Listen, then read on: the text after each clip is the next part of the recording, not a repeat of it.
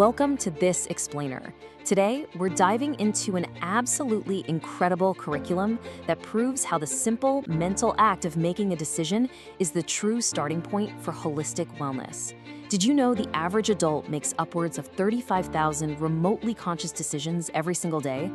Honestly, it's exhausting just thinking about it. And what our source material today brilliantly reveals is that when we experience decision fatigue, our mind-body connection really begins to fray. I am so thrilled to guide you through this material because it fundamentally shifts how we view our entire health journey. We're going to explain the details of this topic deeply today because it's not just about the typical advice of what you eat or how you move. The text we are analyzing shows that wellness actually begins right inside your mind, at the precise point of decision. So, let's really get into the details of this. Have you ever felt completely stuck and wondered how that mental paralysis is actively affecting your physical health? Well, the source text zeroes in on this fascinating idea that indecision isn't just some quirky personality trait, it's actually a profound barrier to your wellness. Let's break down exactly why this happens. When you spend 45 minutes debating whether to cook a healthy meal or just order takeout, that mental loop literally spikes your cortisol levels. It drains the cognitive energy that you desperately need for meal prep or exercise. When we can't decide, we stagnate. Our brain gets overloaded and we just default to the easiest, often least healthy option. The curriculum makes it crystal clear. We absolutely have to confront this mental block, this cognitive drain, before any real physical transformation can even take place. Here is our quick roadmap for today. First up, we'll look at the trap of indecision. Next, changing through small habits. Then, the 7 pillars for health, and finally, stress management and maintenance. Starting with Section 1, the trap of indecision. The curriculum tells us that participants have to start by confronting their indecisive habits head-on. It actually frames indecision as a habit itself. And that's huge, because it means it's a learned behavior, and crucially, something that can be actively unlearned. Think about a really common scenario from the source text. Picture someone who spends hours endlessly scrolling through perfect workout routines online, researching the absolute best running shoes, reading reviews for local gym memberships, but they never actually do a single push-up. Sound familiar? That is the trap of an indecisive habit masking itself as productivity. The goal outlined in our source is to intentionally shift from that passive state of research and non-commitment into the deliberate, active practice of making decisions. It means closing the browser, deciding to put on whatever shoes you currently own, and committing to a 5-minute walk right now. Action breaks the loop of indecision. It's the foundational step you must take before any meaningful physical health changes can even occur. Moving right along to Section 2, changing through small habits, focusing on a practical session. The source outlines a fascinating practical session where participants learn a crucial lesson. You do not start with a massive, overwhelming life overhauls. Instead, you learn how to initiate change strictly with small, highly manageable habits. It's so tempting to think you need to completely rewrite your life overnight to be healthy, right? Waking up at 4 a.m., running 10 miles, throwing out every single carbohydrate in your pantry. But this module focuses entirely on the microscopic level first, and here's the detailed reason why. Massive overhauls trigger the brain's resistance. They literally activate your fight or flight response. Small habits, on the other hand, sneak right past that radar. The text provides some great examples of this in action. For instance, instead of deciding to drink a gallon of water a day, you make the tiny decision to drink just 1 8-ounce glass of water every morning before you're allowed to pour your coffee.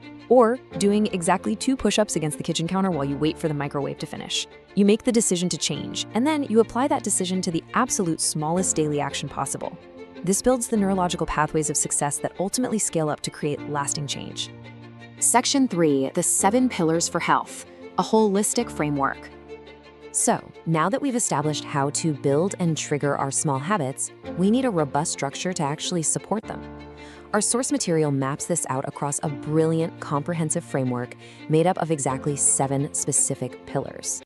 Participants are taught these 7 pillars for good health, and they serve as the massive, holistic framework that your new decisive habits will ultimately support. So, what exactly are they? Let's get into the details because the curriculum covers them thoroughly. Pillar 1 is sleep hygiene, which means committing to consistent sleep and wake times to regulate your circadian rhythm. Pillar 2 is whole food nutrition, focusing heavily on consuming foods in their most natural, unprocessed states. Pillar 3 is daily movement. Now notice it doesn't just say exercise. It encompasses all non-exercise activity throughout the day, like taking the stairs or just stretching. Pillar 4 is emotional connection, highlighting the very real biological need for community and strong relationships to lower baseline inflammation. Pillar 5 is hydration, which is essential for cellular function and flushing the system. Pillar 6 is mindfulness, the active practice of mental presence and regulating the nervous system. And finally, Pillar 7 is environmental health, which involves creating toxin-free, decluttered living spaces that support your well-being. By outlining these specific 7 pillars, the curriculum ensures that good health isn't viewed as a single intimidating mountain to climb, but rather as a structured, balanced system of supports. Your small daily habit decisions are quite literally the building blocks you place upon these 7 exact pillars. And finally, Section 4, Stress Management and Maintenance.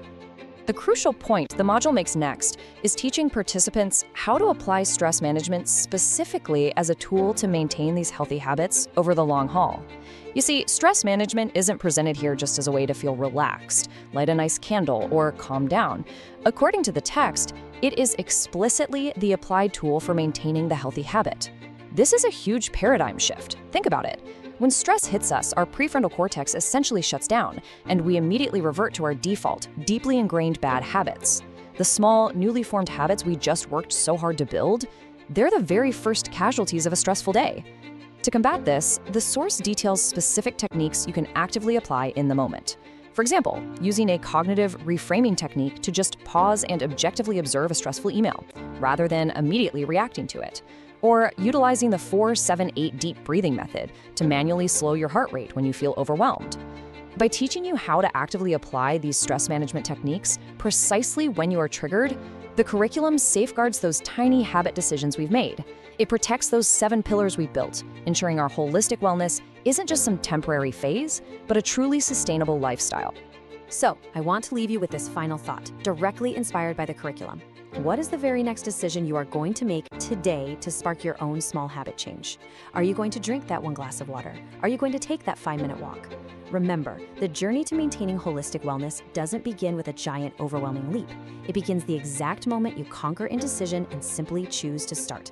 Thanks for joining me on this explainer, and I'll see you next time.